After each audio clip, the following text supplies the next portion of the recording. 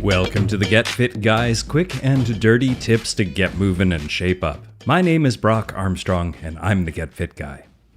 I know, there is an older Get Fit Guy episode and article on whether you should really self-quantify, which mentioned the value of sometimes simply unplugging and ignoring the dizzying and often enjoyment-minimizing host of self-quantifications, calorie counting and step counting wristbands, wearables, technologies, and other such devices out there. At the same time, I've also been known to wear an Apple Watch, and I have used and written about a device called a Whoop that tracks a fair share of self-quantification variables, including sleep, heart rate, distance, speed, heart rate variability, and more. One of the easiest numbers I've been tracking is, as boring as it may sound, the number of steps that I take each day. So, what have I learned by counting steps, and how many steps have I actually been striving to take each day? Well, you're about to find out.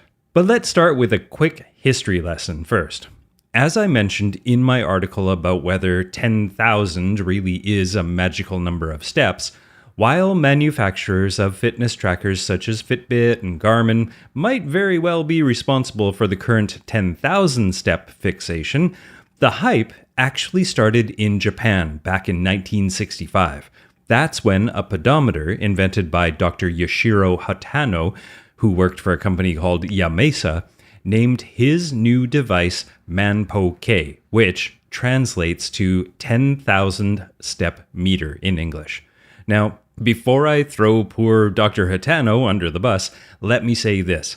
I'm sure he wasn't trying to perpetuate the greatest hoax ever pulled on the fitness community. He was simply trying to come up with a name for his device that would stick, and he really did succeed. Legend has it that this magic number was specifically selected after research revealed that men who burn at least 2,000 calories per week by exercising have a lower risk of cardiovascular disease. Now, 2,000 calories per week breaks down to approximately 300 calories per day, which most people can achieve by taking, yep, you guessed it, 10,000 steps per day. That's about 5 miles or 8 kilometers. Now, since that initial research, there have been plenty of other studies showing that 10,000 steps per day can help your health. There are actually over 300 peer-reviewed articles with a focus on that 10,000 steps per day protocol. And aside from that, walking for general health has been studied thoroughly. And here are a few of my favorite highlights. Number 1. Healthy adult males who walk briskly experience lower resting blood pressure and postprandial triglycerides.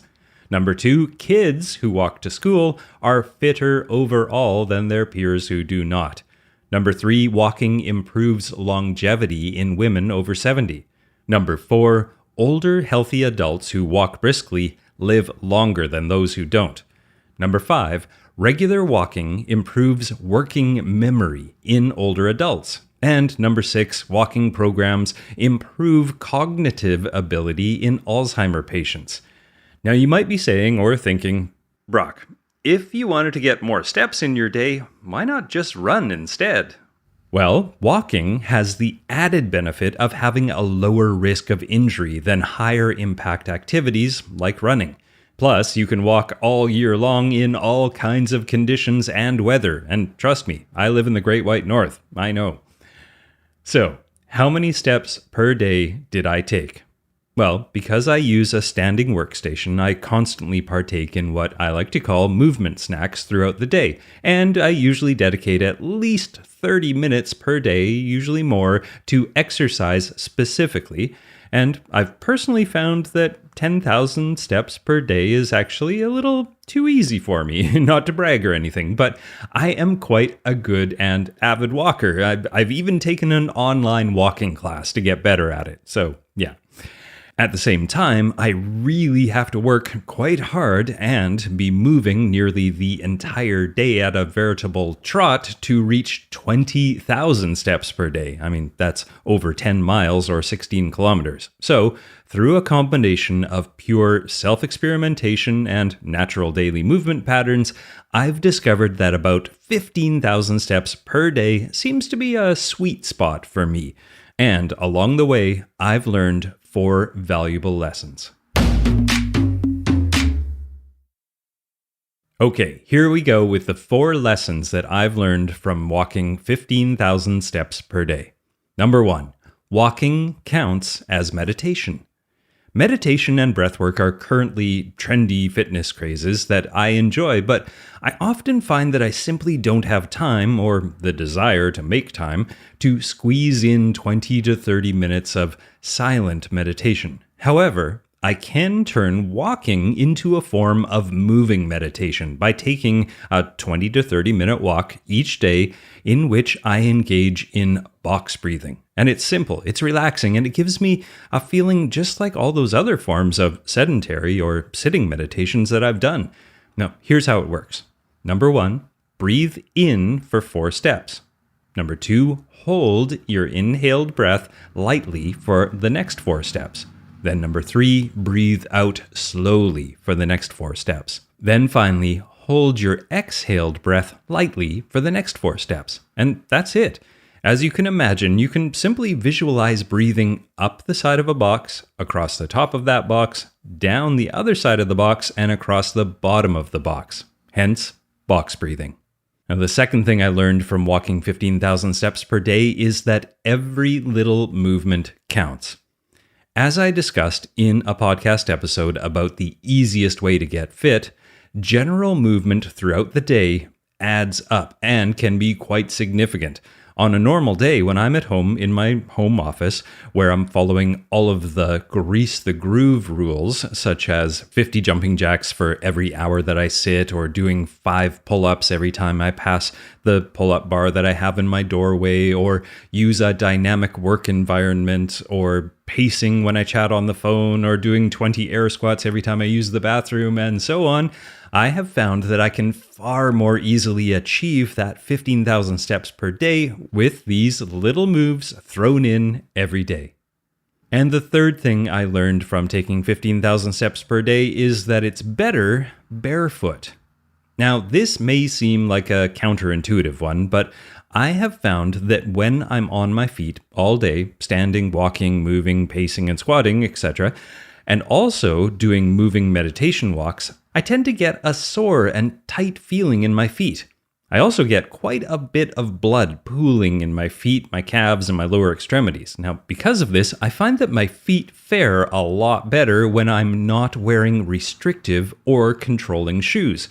Think of it this way. 25% of the number of bones and muscles and ligaments in your body are from the ankle down. And if they are not allowed to do their job because they're being propped up or otherwise restricted by tight and inflexible shoes, well, that can lead to issues. And when I can't be barefoot for safety reasons, as the founder of the Vivo Barefoot shoes advised me in a podcast interview, and I'll link to that in the show notes, I just wear shoes that are WTF, wide, thin, and flat. So, if you plan on having lofty step goals, use Better Living Through Science and invest in good WTF shoes and look after your lower extremities, which, incidentally, will also lower your risk of back, neck, and hip pain. So, win-win. And the fourth thing I learned while walking 15,000 steps per day is that you can multitask. Walking is the perfect time to make some phone calls, dictate ideas into your phone, solve big problems, and a whole lot more. During my 15,000 step experiment, I called my mom way more often than I have in, the last few years, and I'm so happy that I did. But you don't have to just call a loved one. I also sent brainstorming voicemails to my way less business partner, Monica Reinagel, who you might know as the nutrition diva. And I worked through some business ideas with my successfulest friend, Dean Dwyer. I also dictated, using my phone's voice-to-text feature, general outlines of the last few episodes of this podcast. Of course, walking is also a great time to run errands, pick up groceries, drop things off for friends or the post office. You get the idea. Basically, instead of taking time out of your busy day to go for a walk, I use that walking time to get stuff done. Now, here's a piece of advice. Start at your own pace and your own distance and only walk in manageable increments. Even if that's only for a few minutes a few times a day, you can gradually increase both the length and intensity or speed of your walking over time as you develop the stamina. And remember that even a little walking is beneficial. You don't have to do 15,000 steps per day. So, no more excuses. Go for a walk already. All right, that's it for this week, but before I let you go, I want to remind you that I have a weekly newsletter that will keep you up to date on all the latest episodes and anything extra like videos or blog posts that I'm doing as well. So you can subscribe to that by going to quickanddirtytips.com/newsletters. And there you'll also have the ability to sign up for all of the Quick and Dirty Tips newsletters. Newsletters from Grammar Girl, Money Girl, Nutrition Diva, Savvy Psychologist, Modern Mentor, and the list goes on. So once again, that's quickanddirtytips.com/newsletters. All right. My name is Brock Armstrong. I'm the Get Fit Guy, asking you, what are you waiting for? Get out there and log some steps.